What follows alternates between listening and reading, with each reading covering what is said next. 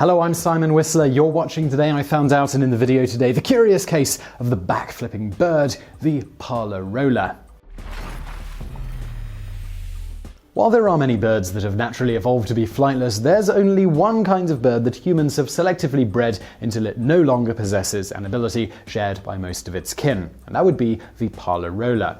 A member of the pigeon family, the Parlor roller is unique amongst birds in that instead of flying, it travels not only via walking, but also, most interestingly, via backflips. Nobody knows when exactly the Parlor roller was first bred into existence. However, the breed, which is ultimately a descendant of the rock pigeon, may go back as far as the mid-19th century, with the bird's origins being traced to Scotland. More recently than its rock pigeon ancestry, the Parlor roller is a more extreme offshoot of another breed of pigeon called the Parlor tumbler, which is similarly known for its acrobatic prowess. The key difference is that Parlor tumblers, as their name suggests, tumble through the air as they fly instead of rolling across the ground. As an extreme example of selective breeding, tumbling pigeons understandably piqued the interest of Charles Darwin, who wrote about the birds in 1859, stating, "No one would ever have thought of teaching, or probably could have taught, the tumbler pigeon to tumble, an action which, as I have witnessed, is performed by young birds that have never seen a pigeon tumble. We may believe that some one pigeon showed a slight tendency to do this strange habit, and that long-continued selection of the best individuals in successive generations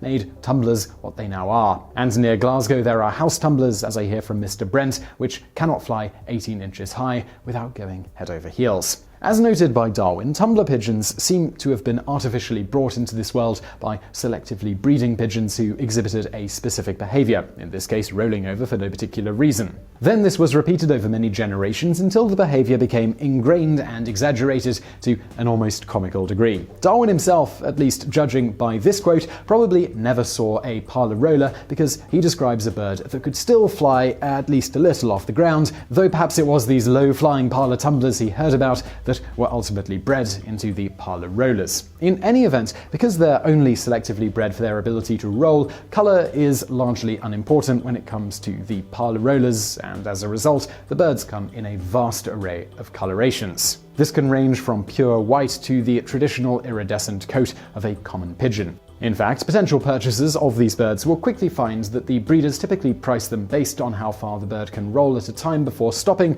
The farther they can go in more or less a straight line, the higher the price. On that note, although the birds will roll of their own volition, in competition, breeders and owners will roll the birds, much like a bowling ball, to get them started. And I feel at this point it's probably pretty important that we reiterate that we're really not making this up, and there really are competitions where people gather to watch other people throw pigeons like bowling balls, and then watch to see how far they will do backflips before they stop. And at this point we're going to assume that alcohol was some way involved in the invention of this sport. Now, if you're curious, the current world record for distance for a Parlor roller continuously backflipping is 662 feet and 3 inches. That's a little over 200 meters. However, in a typical competition, the winning birds will roll for approximately 50 to 80 feet, or 15 to 25 meters. Exactly why the Parlor roller cannot fly past the age of about 3 months, before this they can achieve some level of flight for a brief period after they are weaned, is a matter of contention amongst researchers. The birds have all the necessary equipment and aren't too heavy, so flight should be within their grasp. A common theory is that the bird has some defect in the balance centers of the brain,